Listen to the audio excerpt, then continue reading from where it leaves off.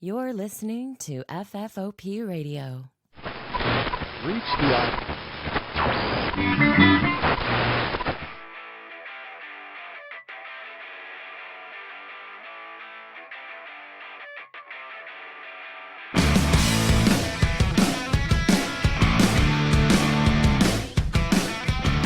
Hey everybody and welcome to the show. My name is Dave and this is a Fistful Podcast from FFOPradio.com. Back for another great episode. Let me introduce you to my co-host this round. You know him. You love him. Of course he's back again. It's PJ. What up, PJ? The notorious Poop J has arrived. Notorious POJ. Am I right? Of course in studio. We got Chris over there on the couch. I am on the couch. I might turn your gain up a hair. Okay. How about now? Ooh. Do I sound better? Yeah, that mic has always confused and befuddled me because, whatever. Anyway, that's beside the point. Let's get right down to it. PJ, last time you were on, I think was the live show when we dissected the cult of Dionysus, right? Yeah, I'm pretty sure that was the last time. So this show was spurred by just happenstance. You were on Facebook running your mouth as you love to do. Me. I don't do any such thing. Well, moral of the story is, what happened was you said, hey, country music, not for me, not a thing, don't like it. And I thought, well, I used to think that. But then I found out what real country was, because what you think country was or used to be, we'll have to talk about it. Yes, So, I have many, many thoughts that I have kept inside me. so maybe we should start there. So the point of this episode is we're going to be breaking down an album, a country album that we can get to later. But first, let's start with the bass line. You know what I mean? So before today, or maybe even after today, what do you consider like country music? So I think when I think of country, I think of not only obviously I was always used to like the twang and whatnot of like people's voices and whatnot, but that's not always what it is. To me, country was always certain instrument driven too. Like you're talking not heavy on the drums, not heavy on the bass, mostly heavy on guitar. Like guitar is the front and foremost instrument there. Yeah. It could be acoustic. It's very rarely electric. It was mostly. It's like oftentimes it'll be steel guitar too. Yeah, so you can have banjo, but banjo is like pushing the lines into like other things like bluegrass and stuff. But so let me ask you this then, because it sounds like you are basing the genre off of the instruments used and not necessarily the flavor of the music, right? Yeah, because to me that was a signature style of country. Like there are one of the reasons that I'm not a big fan of it is because a lot of the instruments that I am the biggest fan of don't have precedence in country. You're right. Yeah. In mainstream country. But that's the thing. When people say country, they think of like what's on the radio, right? Or like whatever you hear out of a truck as it rolls by you, essentially, right? Because it's not like you or I we're seeking out country music, right? Yes. But also this is where we should just get into talking about this, because this is where I have many thoughts on what you had me listen to. Okay. Boy. Let's just jump into it then. The album that I made PJ listen to was. Let me paraphrase before we even get into it. I enjoyed listening to it, so he didn't make me listen to anything. I liked it. So I wasn't gonna make you listen to anything shitty. So the album is called Big Dark Love. The artist, the band, the group. It's like a duo with some stuff. Murder by Death, one of my favorite bands in this genre. So a little context. I think this was released. I don't know. I'm looking at the thing here and it doesn't tell me. I It want to tells say me 95. What? I swear. 95. They were these are kids. Okay, so that album came out in 2015. 2015. Yeah, there we Okay. go. I knew there was a 5. Yeah. Yeah. Just 20 years difference. Because I had to look it up after listening to the first few songs. I needed to know when the album came out. Yeah, so yeah, it looks like February 3rd, 2015. Also, I had my my fellow Play No Saver listen to it as well, because he was also my former bandmate, and I was curious as to what his take was on it after I listened to it. Really? Yes. So he listened to the entire thing after I asked him to, and then we talked about it. So give me let's break it down like this. Give me your impressions of the album as a whole, and then we could probably go song by song. All right. So I thought the album overall was good, but I also did not think it was country. Yeah, it's not labeled country online at all. It's an indie rock band. The first few songs of that album were 100% not country songs.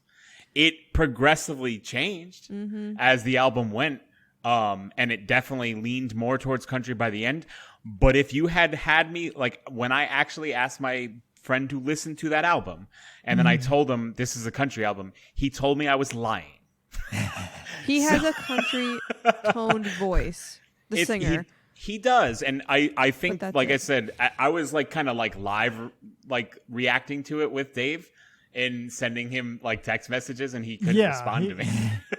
Here, let me give you my reasoning why I call this a country album. Okay.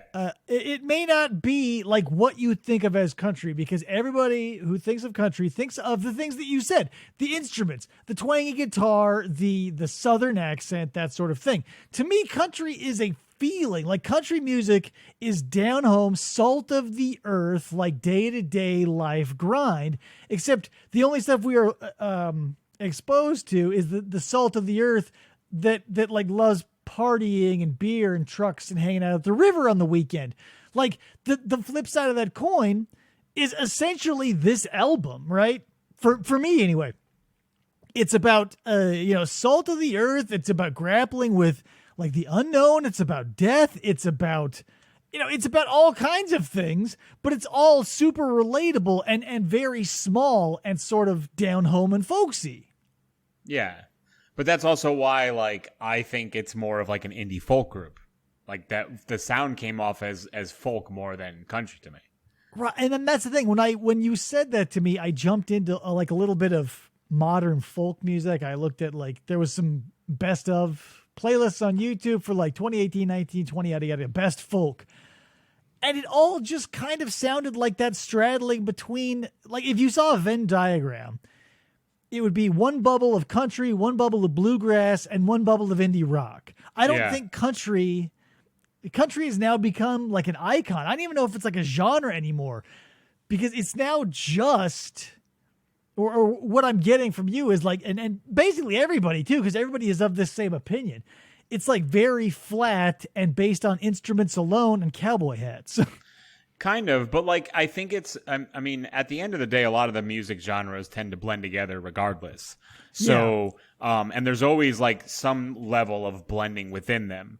So that's why, like, I actually think this album does a good job of starting on one end of a spectrum and kind of swaying towards another end, because I thought the beginning of the album sounded very indie rock, and then the end of the album sounded very country. So it's like a journey through the... Would you like to know why I gave this to you? It is exactly the reason you are describing it. Because I know this album front and back, and I know it starts out as like country-inspired indie rock, and by the end, when we get to Hunted, it is a full-blown like classic country not album, but anthem, right? Yeah.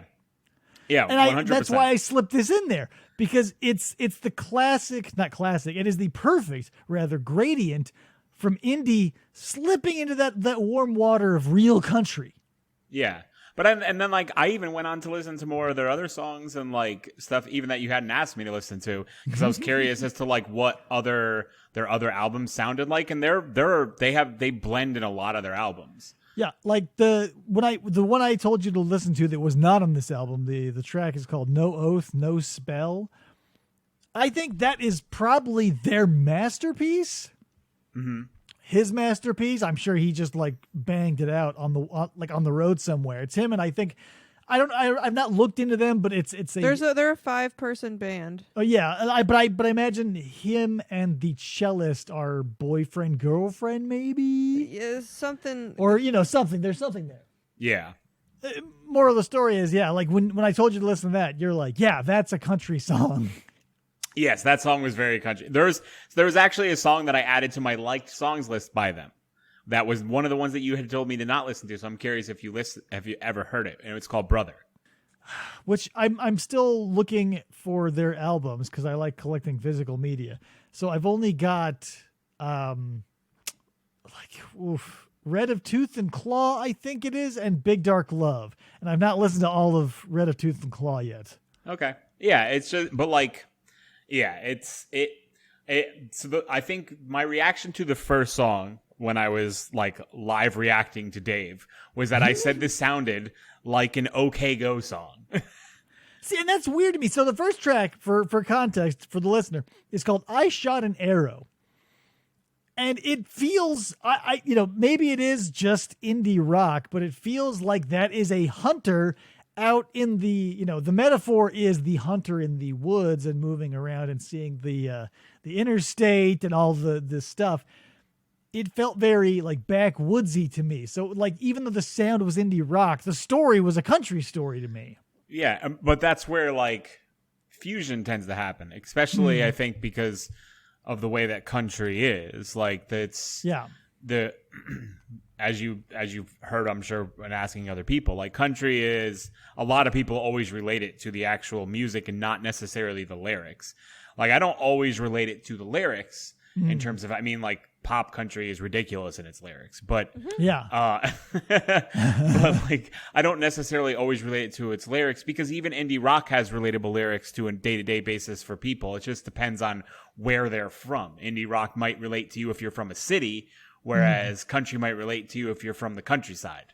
Right, and that was my big thesis is like whatever instruments are used, I feel like the soul of country takes place in the backwoods, and that's why I Shot an Arrow feels nestled in country even though it's sprouted indie rock. Yeah, like I said, if I had closed, if I wasn't like, I mean, obviously, besides the lead singer because his voice doesn't sound like OK Go, the music literally sounds like an OK Go song. I can and kind that's of why see I that thought it was like early 2000s to mid 2000s that song would have come out because it would have fit in that time frame perfectly. Yeah, those heavy drums that come in, because that's the first thing you hear is like that thump, like do do do do do. Yeah, I totally get you because OK Go for their first 2 albums had a bunch of stuff that started like that. So yeah, I can kind of see where you're coming from. But then we move on to Strange Eyes, and this, I can't say it's country, obviously.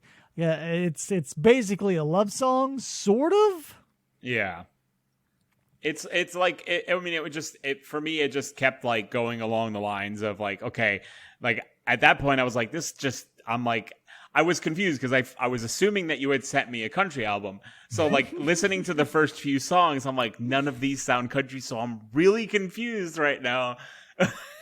Well, yeah, and that was the thing about this too, is like I think that his voice carries to me also, like maybe because my mind, when I think country, I think classic country, like tracks like Big Iron or whatever, all those hokey old songs.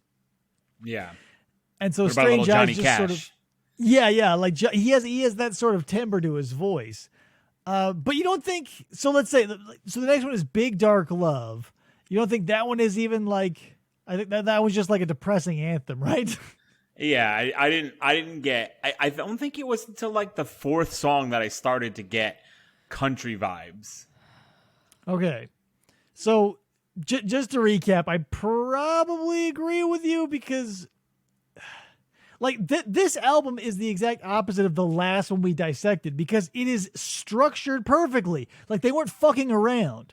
Yeah, no, it was incredible. Like I said, it was like a journey. Like I went from like an indie rock sounding group all the way to like the entire other end of a spectrum with country. Like it literally took me to an ending and progressively got more and more to that like sound by the end. Yeah, and that was our whole point of the last episode. When I restructured the Cult of Dionysus that album into how it should have gone, that was a journey. If you'd listen to it that way, you probably see that album completely differently. Because when I listen to it the way I think the narrative is unfolding to me, it is a great album. But the way they do it is like, whoa, crazy roller coaster. Whereas here, we have the exact opposite. We have a slow build, so by the time track 4 hits, it's Dreamin' Red. So what about that track, Red Country, to you? I mean, it's just more of like it. To be honest, like the music didn't change a lot until the end of the tracks. It was more of his sound started to change, and the way that he was singing the lyrics literally started to change. The way he was just putting it out there, and I think it progressively just like I got a twang from him towards the end of the album. Yeah. But it was not there in the beginning of the album. Like if you played the first song and you play the last song and say, does this sound like the same guy? Some people may say no. Right. Yeah. Cause I totally get where you're coming from rather, because you're right. The first 3 tracks are very wishy-washy and walk the line between indie rock and folk. And it's sort of an amorphous thing. But by the time Dreamin' Red does hit, we do have a lot of classic countryside imagery. We have a river, we have manual labor happening or allusions to it. And it's very like classic country heartbreak song. Mm-hmm. It's well in Big Dark Love also, like I think it goes into more, I guess, country sadness stuff, because that's when he starts talking about how he is, or the whatever character in the album is, like starting to feel pain and he's starting to wear down and he's starting all that stuff. And then Dreamin' Red also does the same thing, and then the other tracks just kind of keep going with that, like, well, yeah, kind of, but the first couple songs did not have that. No, yeah, you're right. But here's the thing: the number 5 is a wild card. Solitary One is written from the perspective of a woman, because it's about a girl who, her sisters try and get her out of the house, but she's stuck inside. It's basically about a woman who is an introvert. Okay, I can see that. I mean, unless I'm pulling that out of thin air, like the narrative of that story to me is, it even says you've got your books, you've got your shows, who you really are, nobody knows. So it's about a woman bereft of meaning, except for what pop culture or what everybody else has handed to her, and is like a shut-in. Or they could be a shut-in because they're taking care of him. That's not the narrative of the song. I know that, but thinking of the whole album with the right, whole... But this is from a woman's point of view, where it's talking about books and shows, where if you're going to relate this later to Send Me Home, completely different character in a completely different scenario. Solitary One is about the aforementioned woman, who is afraid of the outside world and therefore insulates herself with book shows, movies, etc. Whereas Send Me Home, if we want to jump to that, is... Or, sorry, Last Thing. I think Last Thing is the one I'm thinking of that you're trying to think of, right? Well, they kind of go together. But we'll get to it. So, unless I'm crazy off about that one, PJ, not a lot of country vibes there either, really, right? No, to be honest, there's some ska vibes in that song. Really? Yeah, instrumentation in that song. Like I had it on in the background too while you guys were talking too. But yeah, there's like the instrumentation in each song changes and progressively sways too. Yeah, this in Solitary One, the guitar, like for like that meandering semi solo that's in it, it's got a weird reverberation or something about it. Seems very ethereal. Like it just sort of gives off the impression of like, it's hopeless. It's kind of grungy too. Like the overall sound has got a very grunginess to it. So yeah, you hit the nail on the head there. I think I was dancing around and you hit it on the head, because it's a story about a you know, a person who's basically given up. So yeah, like the grunge is like a depression. Yeah.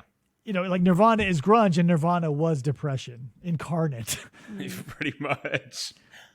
So yeah, Solitary One. Now we're moving on to Send Me Home. So this is basically someone who's at the end of their rope. I read it as a terminal disease has taken over the body of this person. They're basically asking for suicide or like assisted suicide. Right. They're asking for the person that is taking care of them to just let them go or help them die. Or assist them Right. in suicide, right? It's also where the album took the country turn. That Yes. was the distinctive song that really like stepped on that gas pedal. Where because like the drums took a very back line in that song. It was a lot of tambourine and it was a lot of guitar. And Yeah. and like but the it bass was almost non-existent in it as well. Yeah, it's a lot of just these slow power chords moving through. And yeah, like, but there was, And he's just letting his voice like belt out. Like it's more like relying on his voice and the guitar to hold like a general rhythm. And to like keep the flow and the tambourines adding a little bit of effect as well. But yeah, it And maybe really that's- like leaned on his voice and like the feeling that his voice gives for what he's describing. you know, maybe that's part of it too, because if it's just like, you know, that flavor of guitar and like really heartfelt storytelling about XYZ, like, yeah, then here we are. It's like if country is stripped down to, because maybe that is the essence of country. Country is like, if it's salt of the earth, then maybe the implication is you can't afford a whole band, so it's you and a guitar, so everybody takes a back seat to sort of imply that. I think my best example to give of country is like listening to Johnny Cash. Like when you hear like the pain and the turmoil and everything in his voice, like his voice is leading you along that route. The music in his songs are more of a backdrop to listening to him bring you along a journey. Well, yeah. So then we're saying the heart of country is storytelling, It's storytelling and the voice that goes along with it. right? But the voice has to be Southern and or salt of the earth, like because all music tells stories. What country has is like an authenticity.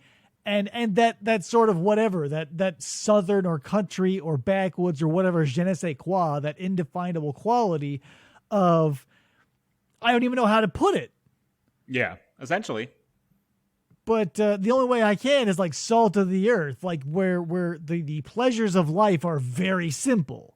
Yeah. But yeah, and that's we kind of ran off. But yeah, Send Me Home is Kills me.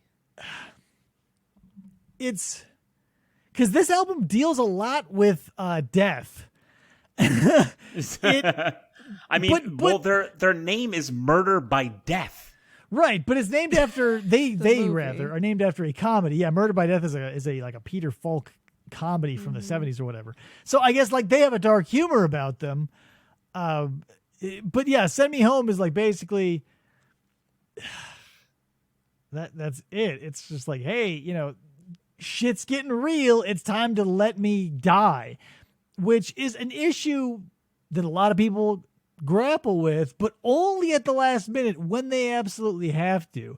And this is that story. It's the story of a guy who's at the end of his rope via disease or whatever, and he's like, hey man, help me check out. Because he's too afraid to do it by himself. Yeah, he needs help. Yeah. So yeah, we kind of do see a progression then, because Send Me Home is basically, I want to get out of here, but not brave enough, you know, need help. It has like it's raw. It's essentially just raw. Like the lyrics and how they're presented are just raw. And I think that's where it really leans into the country aspect. Like you don't get that kind of raw feeling in indies rock. Like they tell stories, but they're not raw like that. Yeah, well, and also all the metaphors, like Send Me Home, all the metaphors are very, common sense. They're, like country wisdom, some people might call it. Like when it's very stripped down. Like there isn't a lot they're of to the flash. point. Yeah, that's the bluntness. Maybe that's part of it too. Is the bluntness of country? Because my experience with quote unquote the salt of the earth type people is they are very blunt. Like they're not any different from any of the rest of us as far as how they act. They are just more honest about it and recognize their own paradoxes, maybe. Yeah. Because that's the thing. We move on to the last thing. That is the track 7. Last thing is now we're taking a step back from like, okay, I'm not dying, but this song is all about basically the concept of not wanting to be the person in the last song, essentially. Yeah, they don't want to be somebody else's crutch, kind of. No, not a crutch, a wounded bird. Yeah. Like a crutch would be something that would help you when you were ill. Like you would be a hindrance. You know, in this situation, he doesn't want to be a burden. Mm-hmm. Like it wouldn't, like if crutch is a different thing. You know what I mean? If that makes sense. Because if like he's not being her crutch. Do you get me? You guys can't see Dave's eyes when he's like giving like the slit eyes. He's looking over. You get me, right? Because I'm seeing no recognition here. It's just like a staring into the middle distance. And I want the metaphor I to just hit. feel that it's different, but it's fine. Yes, wounded bird, burden, all that. Well, I want to know why you think crutch was appropriate. Because I feel like being somebody's crutch, yes, it could be like somebody holding somebody up, but that could be holding somebody up to go and do something else. Be somebody's crutch as a burden. Right. So who are you saying is the crutch? The person singing or the person they're singing about? That's my question. Because if the person singing, the guy, is saying, I don't want to be a burden, who is the crutch? Her or the other person. The caregiver would be, I guess, his crutch, I guess, holding him up. Okay, that makes sense. So yeah, essentially, yeah, the bird needs support. Ergo, yeah, the crutch. I was just talking about the narrator of the song, and you were latching onto the subject of the song. But yeah, essentially all the same thing. But it's like a needless chat, essentially. Yeah. Well, yeah, like I'm not dying now, but when I am about to get there, I don't want that to happen. Yeah, it's this album is interesting because it's all. I shouldn't say all, but it's a lot of time spent about worrying about not being a pain in the ass to somebody else. Yeah. I don't even know how to describe it. Also, this song really leans into the country aspect of it. Oh yeah, Like- if we want to go into aesthetics, it is for sure leaning hard, man. Because I think this was the point where I had messaged you and I'm like, this is country. I was like, this is straight up country. Yeah, 'Cause and then because like there's no bass in that song pretty much at all. It's No. like the drums don't even come in till like a minute in the song. It's just bass drum like towards the end of the minute, and then it's a little bit of like snare, but it's just a very basic beat to hold through for the acoustic guitar and his voice. right. So now moving from track 7, last thing, to Natural Pearl. Like when the first notes of that song hit your ear, what did you think? It's so like the beginning of the song had me confused because I was like, okay, I felt like it was going towards reverting, and then you get like past the initial, I'd say like 12 or 13 seconds into the song, and then it's like straight up just country. I'm like from word go, because like the first notes of that track are from a steel guitar. Yeah. Like there could not be more twang if there were another human being in the room with the guitar shouting twang. Well, yeah, but it's like the initial bit of the song. You can't. It's not super prominent until once it kicks in. Then you know, like once everything comes together. I think for me that Like everybody listening, pull up Natural Pearl, and it starts with this classic do do do do down down down, like it's so twangy, and then the drums come in, it's like do do do do do, and it's just like a classic lead up, and then it's just like a fun country song about Their daughter. a daughter. Yeah, Yeah, and it's super twangy, and it's just like the basic the basic drum beat that you get, where they're just like do, Yeah. and that's just like it's like the continuous, like they're just kind of really holding a backdrop for the lead singer and guitar to do its thing. yeah. This is dyed in the wool country. Like this is when there's not even like a hint of anything else in it for me personally. When we get to Natural Pearl and we've got just that old school, like you must have been using those. I don't even know what they're called, but those weird things that are fans instead of drumsticks. And then just the guitar. Brushes. Yeah, the brushes. And then just his guitar, like the twangy guitar up front. And the fact that the story is simply about having a daughter and the grappling of like dealing with boys and knowing that they, the singer was once where his daughter, will be at the mercy of, and, sort of grappling with that. But all over this, the sound of this to me brings to mind the feeling, and not necessarily the image, but like the feeling you get of like a Southern plantation house, like South, but like Georgia South. Yeah, Not necessarily Kentucky or Arkansas or Kansas. Yeah. It's like it feels very gentrified South. Like you could see dudes in seersucker suits like sweating through them on like in like a gazebo somewhere out under like a willow, like during a country festival or some shit.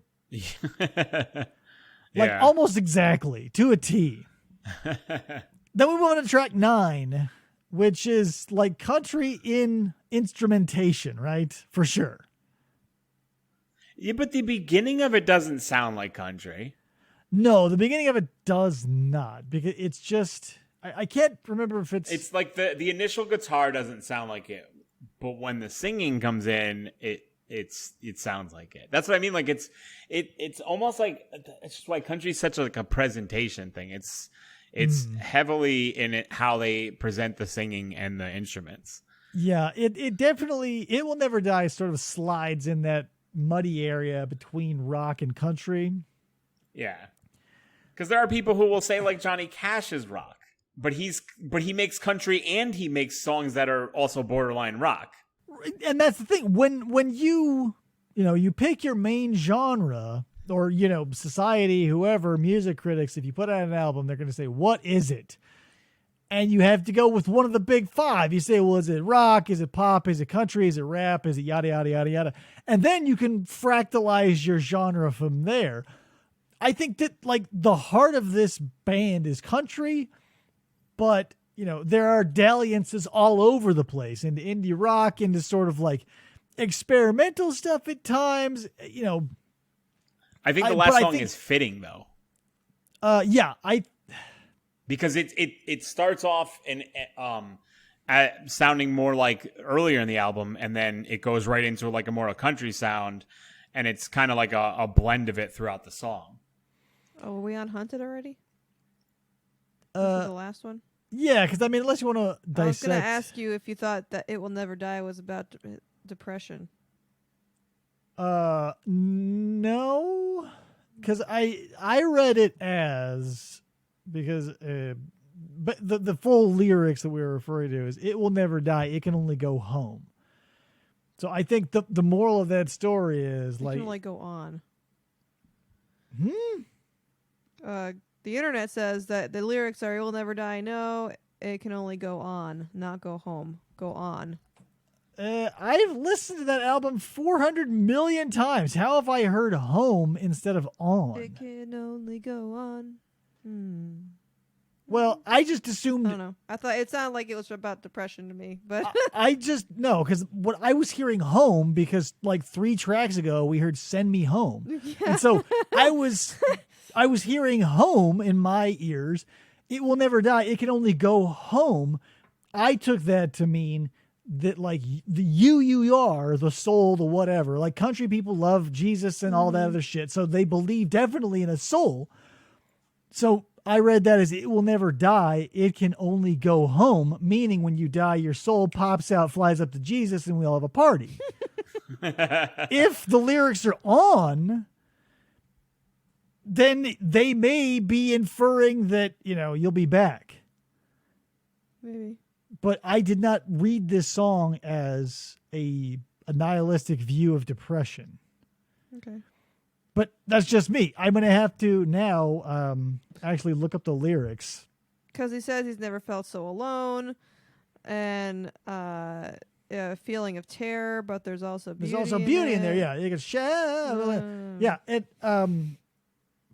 but then the when the chorus comes in, there's that upliftingness. Like toward the end of the song, it is building toward that beautiful jubilation of life, and the recognition that no matter what, you can't go anywhere in this country mythology. When you die, 'cause it's like whether I like it or not, every minute gets longer whether I like it or not.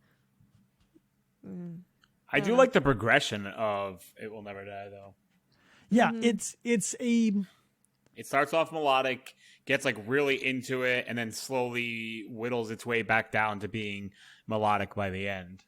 Yeah, it sort of blossoms in the middle. Like it starts out small, and then like by the time the big middle section hits, and like the strings come in, the cellist comes in, all that stuff, it just sort of blooms into this. That's why, to me, also, I'm taking that inference that we start out at a low point, then it blossoms, and we go, okay, everything's fine. Mm-hmm. And on the downside, like, P.S., nothing's really wrong because you can't go anywhere. You just go home. Yeah. Unless he's saying on. Let me look up the lyrics what really is quick. He saying? But I just did.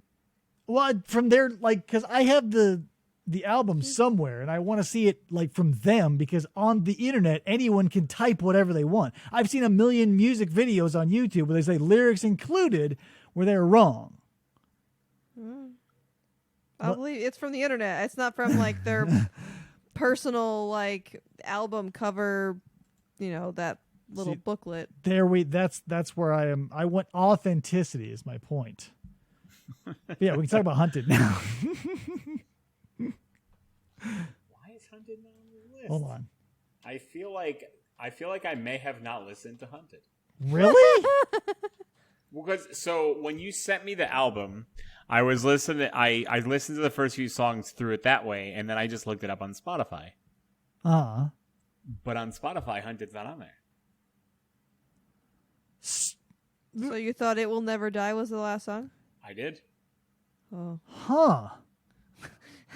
Because, like... So it's crazy because I'm actually looking at the Spotify for it now. After "It Will Never Die," there's a marking where there would be a song, so to say. But there's it's not something that you can play. So I wouldn't have... Yeah, it's crazy. But that's where I listened to it because it was easier for me to listen to it that way than to keep clicking on each song and going back into my thing. So I just put it on and let it play through my ears. Yeah, Hunted is not... You're not able to listen to it through Spotify for whatever reason. That is insane, because I would say Hunted is the... It's country too. Like it's as country as Natural Pearl, but just a different flavor. Like Hunted is Texas country, I think. Yeah.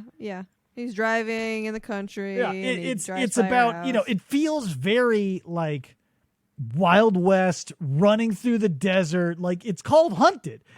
I have it on right now. I found it through different means, so. Yeah, and so as like maybe you can even live react to it, because as you're listening to it, it starts off very country. It says "Driving in the Country" is the first album, the first lyric. It's just like between his voice and the music, the actual like instrument. It sounds like very old country music at this point. Like it sounds like this probably could have come out in like the 60s or 70s, honestly. Right, that's the feeling I get. It's like not only is it like Texas country, but it's like it's old school Texas, like Hank Williams Sr. You know what I mean? Yeah. It's that sort of flashy, like I don't even know how like that technique you would use to make that sound on a guitar, but it's definitely not the. It sounds like an electric guitar that's not plugged in. I just mean like the picking style of it. Like there's a way that the guitar is played for Natural Pearl that is not played on Hunted. And yeah, I guess it looks like I've been mishearing it because it looks like Go On. It really like opens up and kind of blossoms about halfway in.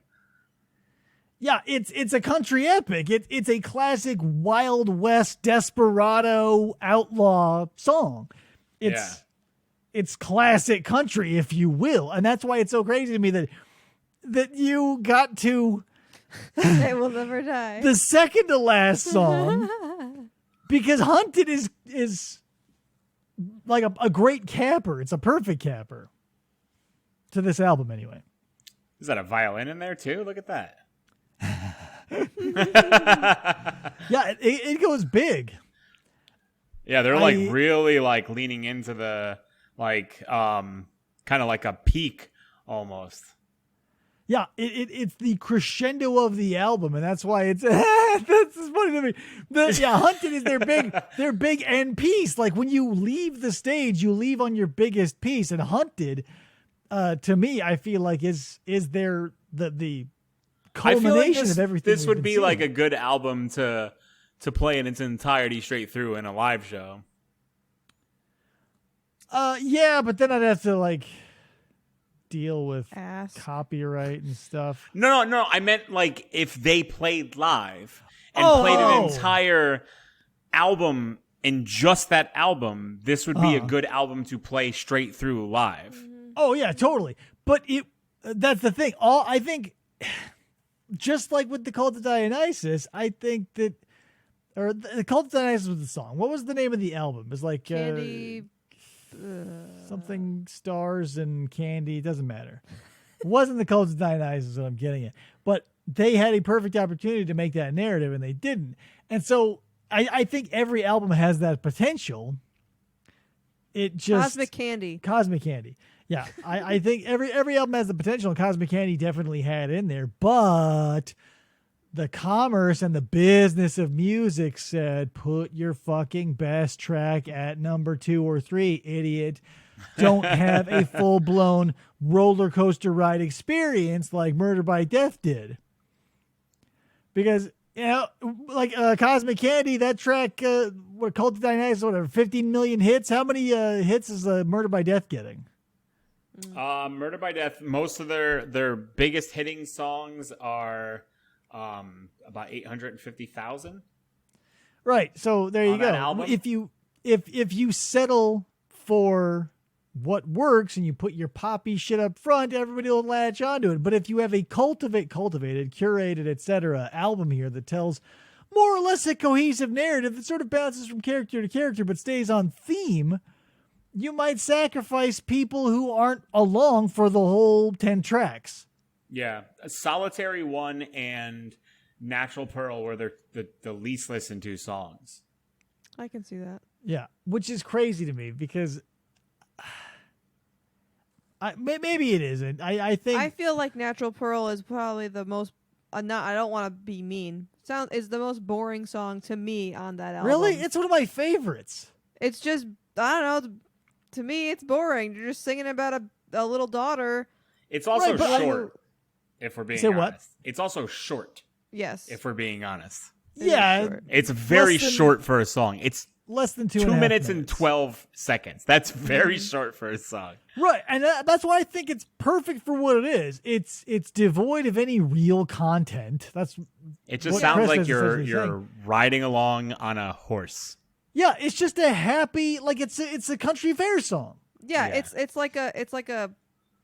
They didn't know what else to put there, so they put a little placeholder there to go to the next thing. I don't think it was a placeholder. I think it was a nice upbeat from like because look we have Dreamin' Red basically, Which is about somebody jumping a body, right? In a river, is what I'm getting. it's possible. We can break it apart if you want. So we have Dreamin' Red, where the implications are stark. Solitary One, stark. Send Me Home, stark. The Last Thing, stark. And then we have this poppy, happy little Natural Pearl song about a happy little girl eating lunch and putting on makeup and shit, and it's fun, and it pops you. It brings you up a little bit to prepare you for then the slog, by comparison, of It'll Never Die. Yeah, maybe it's just maybe I don't know. I guess when I listen to albums and stuff more recently, like I look for a story, like you say with the Cosmic Candy, like putting it in the other order makes more sense in that storyline or whatever. And so this just kind of it cuts it off for me, and then it goes to the next song, and like I don't know. I feel like I don't know.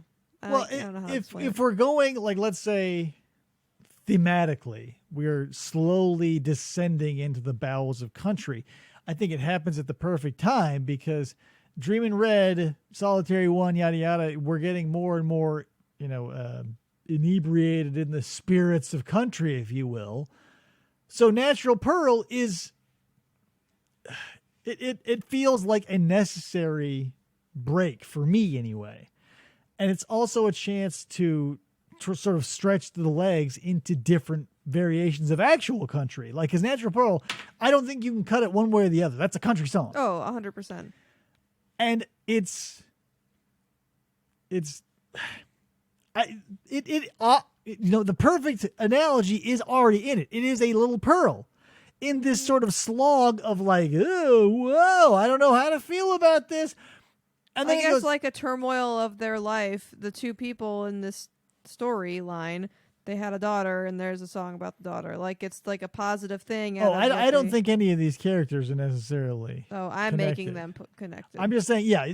But that's what art you can do. I'm saying they're all connected thematically. We're moving through issues one by one, not necessarily with the same characters, but we're progressing through not only the genre, but grappling with certain issues, and it's staying on theme. I don't necessarily. Yeah, I'm making them all in one. Like I think Hunted. You're taking it a little too literal. I think Hunted, like when he talks about, he drives by her house. So it's like a rejection. She rejects him, and he goes driving into the fucking nowhere.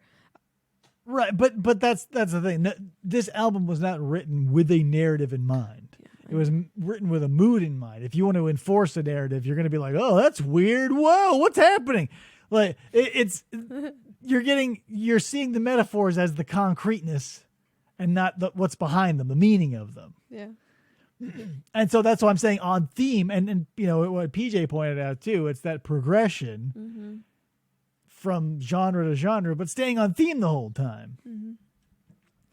And yeah, Natural Pearl sort of stands out as the outlier, but for me, it's a completely welcome delight. And since it's so short, it's not like a prolonged dalliance into something that this album isn't. It's just a little It's like sidestep. you're riding on a horse from song to song. Yeah. It's just a transition. It's literally a transition. Yeah. Natural Pearl almost feels like an intermission. Yeah. It's a happy little intermission. It's like a do like getting you ready for like the two biggest songs, right? Yeah. Because Hunted is the biggest of their the ultimate of this thematic journey. So I think if Natural Pearl weren't there, and if it was just 9 tracks and ended at Hunted, it might feel a little too heavy for repeat digestion. For me, personally, anyway, because it is very stark. And if the shininess of the initial like indie rock tunes wears off too quick, it's a downward spiral. So we need that little pop. Yeah. Yeah. But that's one man's opinion. And we all see things different because I see it as like a nice progression. PJ completely dropped off the last track through no fault of his own. And Krista was saying that these are all the same characters moving from song to song. None of them are wrong. It's just if you try like one way or the other, if there's a narrative there that you are seeing and it flows naturally, then I get it. But if at any point you're like, what? Why this? Why that? Then no, it's no longer. But there are albums like that. Like Blind Guardian will do something like that. They'll spend 2.5 years on a fucking album, and it's like a rock opera about goblins and Middle Earth and shit. And it's literally a long ass single story. I actually want you to listen to my favorite album because I want to hear what you think about it. What is your favorite album? It is Whatever People Say I Am, That's What I'm Not by Arctic Monkeys. It's their first album. I knew it was going to be an Arctic Yeah. Monkeys album. But it's their first album from 2006. Okay. Interesting. So, thematically, what are we looking at? I want you to listen and tell me what you think about it. Okay. You want me to It is- dissect it? I would love to because it is, to me, the Arctic Monkeys are quintessentially like the best indies rock group from the 2000s. So Okay. I don't think there's an indie rock group that is better than they are. And I also think that their lead singer is a very good lyricist. So I think it's interesting to listen to what he says. Any other time in my life, I probably would have been like, meh. But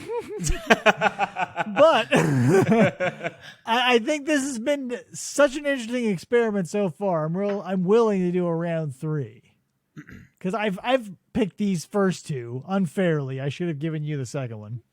I mean, I have a lot of albums, but this one is like my go-to.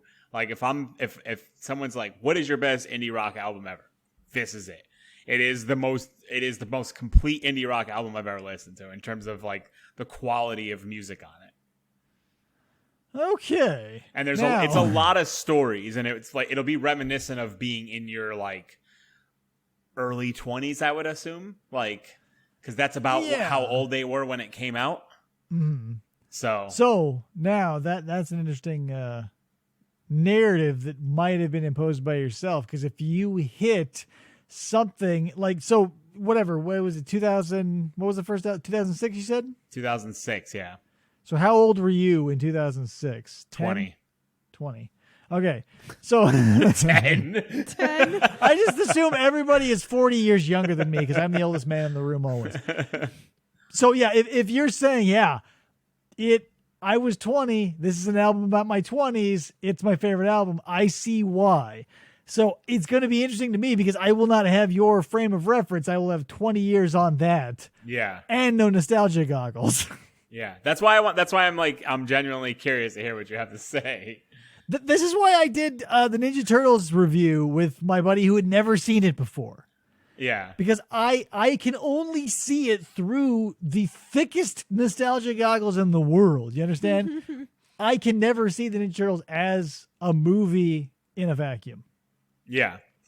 So I am willing to undertake this doing. However, I feel like I would be doing it a disservice if I did not break it apart like I did with Cosmic Candy. Like I was sort of phoning in Murder by Death because I love this album and like it's so good. I feel like over explaining it would be doing a disservice. Yeah. But upon request, I will have to break this one apart. That's fine because like it's gonna make me look at it in a different light anyway. So listening and to like honestly, the songs and the flow of songs and how they go story wise. The Arctic Monkeys has been on my radar since you and RJ have been in my life because both of you have been fans of them. And, as such, I get a lot of runoff content. And I've been curious enough to try it a few times and have never been grabbed. So we'll see what happens. The only reason I ever started listening to them was because I used to work in an FYE when I was younger. And that was where I heard them. I worked there in 2005 when they first started showing off their like initial singles from that album. So Yeah, I get you, man, because I worked probably around the same era, 2005, 2006. I worked at Zia Records, local reference. Zia Records, where I found the Electric Six. Yeah. And so they are my Arctic Monkeys, in so many words, essentially, because they hit me at a time where I was impressionable and soft to their specific sound. Yeah. They hit me at a time where I really didn't listen to rock music. So that's always how it happens, though, because when you're looking for something to fill a void, it always escapes you.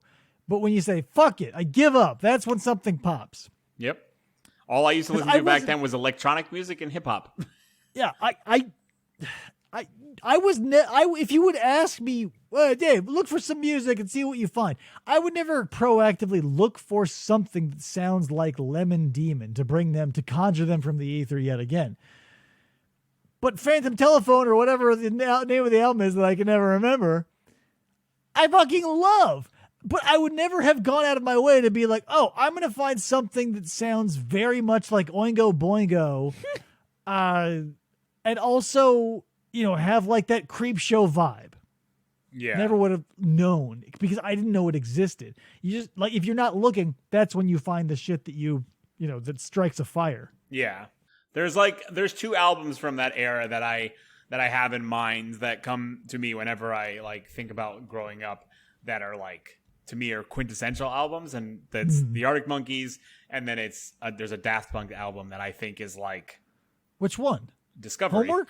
Oh, no, Discovery. Okay. Discovery is like it's a perfect album. I don't think there aren't many albums out there that are like perfect. I don't think there's a bad song on that album. I think Discovery, correct me if I'm wrong, but Discovery is the one that was accompanied by the anime style music videos. Interstellar 555, yeah. Yeah.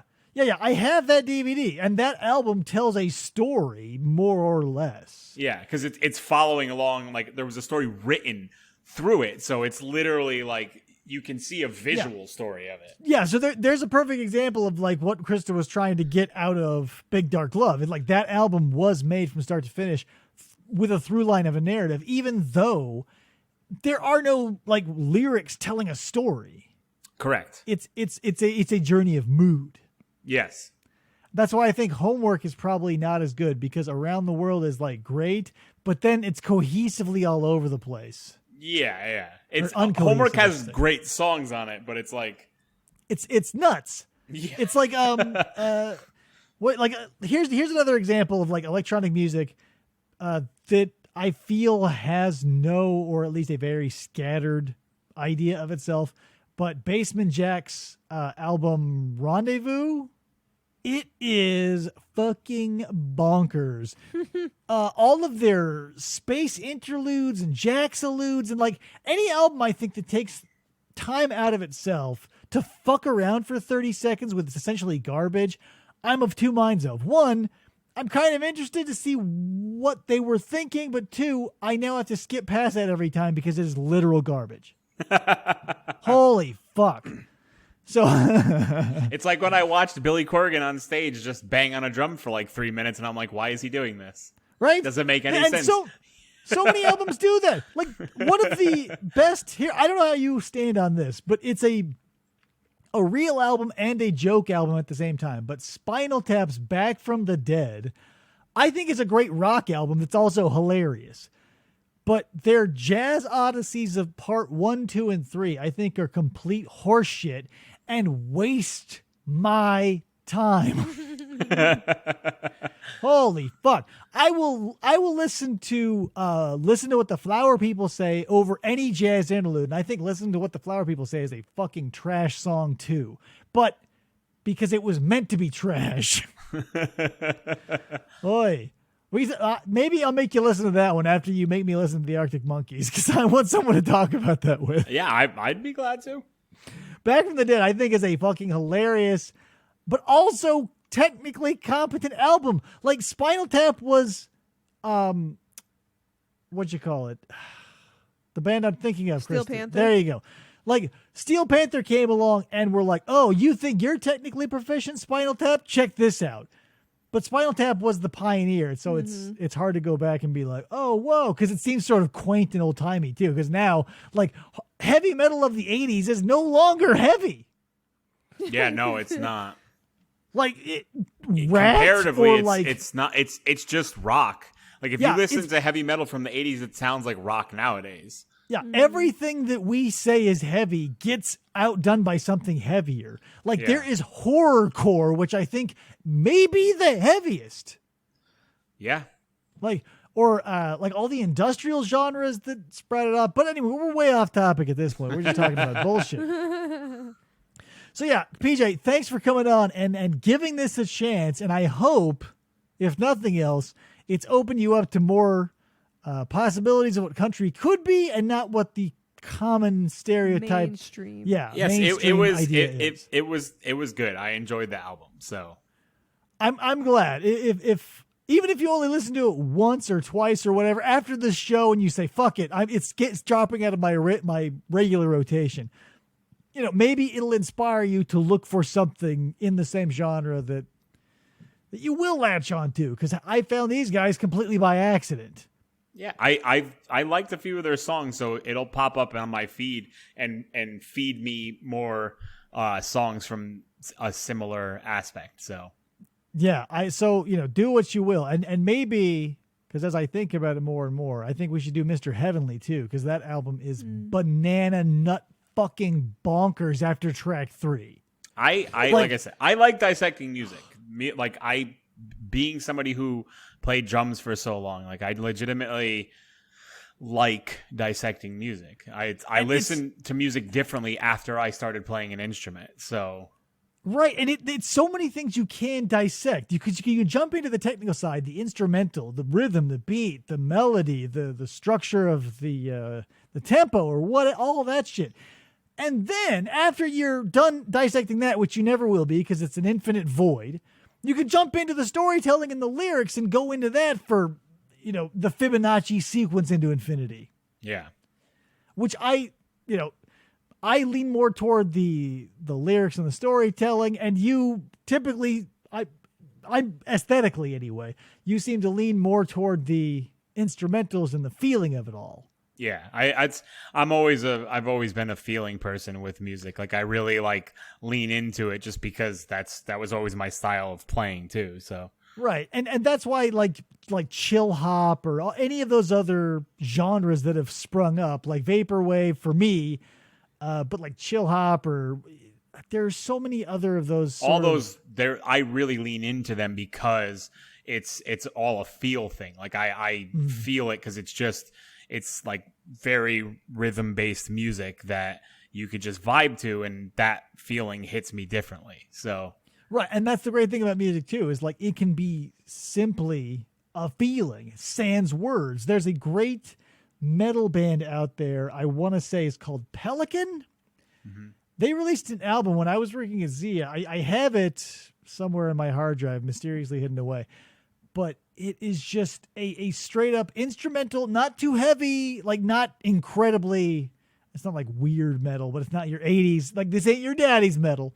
and it's just unbelievable. We can go on and on. So, PJ, let's start wrapping it up. And so give me, I assume maybe we'll just stick to music. Give me a staff recommendation for our listeners. since I just randomly brought this up today, and I was just like, enough people don't pay attention to Samurai Champloo because of the soundtrack. The soundtrack for Samurai Champloo was created by a guy named Nujabes. Nujabes can be basically called the father of lo-fi. So if you like lo-fi music, you will love Nujabes. Right, yeah, I remember you bringing him up. I think it's so funny, like, because every time you bring up Samurai Champloo, my mind goes from A to C and reminds me of all the memes surrounding Cowboy Bebop and how, like, people will say, I like jazz because they've watched Cowboy Bebop. Yeah. It's just, but yeah, like, when I started hearing lo-fi, like, coming around, I was like, this sounds exactly like Nujabes. And Nujabes had, like, at this point, Nujabes passed away, like, 9 or 10 years ago. But, like, his music birthed more people making music similar to him, which is what created the huge genre of lo-fi, because people, like, really enjoyed all the music that he made for that show and everything that he had released around then. And that just basically spawned off an entire genre of music because people vibed with it so much. Yeah, and it, obviously it did take off. Like the aesthetic, that's why vaporwave and all those other things exist. Is the aesthetic, the mood, the feel, the ambiance. Yeah. So in that same vein, I'm gonna recommend a similar, if you can find it. It's a soundtrack to a game. Maybe you played it even, the Grim Fandango. Yes, I have. I have the HD version of it. Yeah, me too. But back in the day, before Steam existed, I still have it, the quad disc set or whatever. But irrelevant. The music for it is absolutely remarkable. It is done by a man named Peter McConnell. He's almost an exclusive LucasArts games composer. Mm-hmm. But the album or the soundtrack rather, for the Grim Fandango is great. If you are of that mind, because it is a lot of really low and slow and atmospheric, like deep saxophone, deep upright bass, but they'll mix it up with a lot of like actual bebop and jive and fast jazz. But since it takes place in the Mexican underworld, essentially, there's a bunch of Latin-inspired flavors in there too. Like there's a song called Los Angelitos that I love, and it's all about the that afterlife and that aesthetic. And so it's a beautiful melding of bebop, jazz, blues, and the Latin inspiration. If you can find it, I'm sure you can find it digitally. I have a physical copy because I'm old. Yeah, I'm sure it's out there digitally. It's probably on Spotify. So if you have Spotify, I'm For sure. sure It's on there. Yeah, go ahead and listen to it. You'll hate it, I'm sure. Because Great recommendation. Listen to it, you'll hate it. Right, I'm saying give it a chance. If you cannot get past slow songs, you will hate this album because a lot of them are slow. But if you can really dive in and love the atmosphere of them, it's a great album, especially like for a long drive. Krista, you got something? I've listened to the Steel Panther. I don't know what the album is. Death to All But Metal? Okay, do 'Cause that. it's either that or... what was the one? It was like Balls? Something Balls. I don't know, Doesn't but matter. parental advisory. Their music, instrumentally, they're amazing. Their lyrics, are dirty, but they're so good. And like, I'll listen to it, and I had my mom in the car once, and a song came on. She was like, "Oh my god!" Steel Panther is such a strange... It's like lightning in a bottle because they are so technically proficient. They are exactly what you want, like 80s metal should have been. But since they have branded themselves a joke band, it's almost impossible to Is it like share The that Darkness? company. I've actually never listened to Steel Panther. Is it like The Darkness? Aesthetically, yes. Kind of. It is very, Kind like the lead singer is very screamy, like a David Lee Roth type.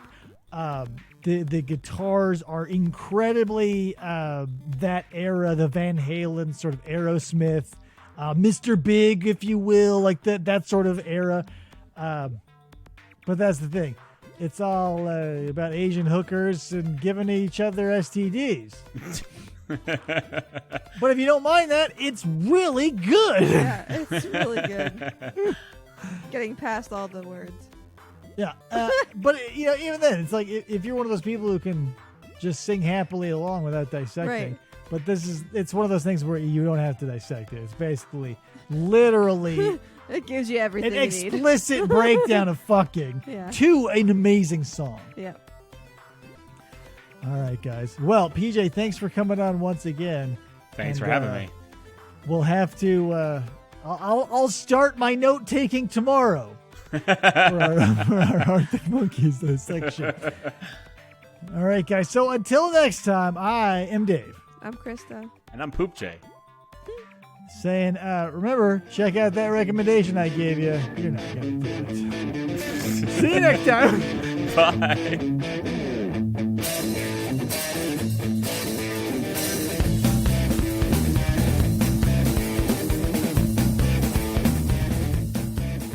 Or they try to.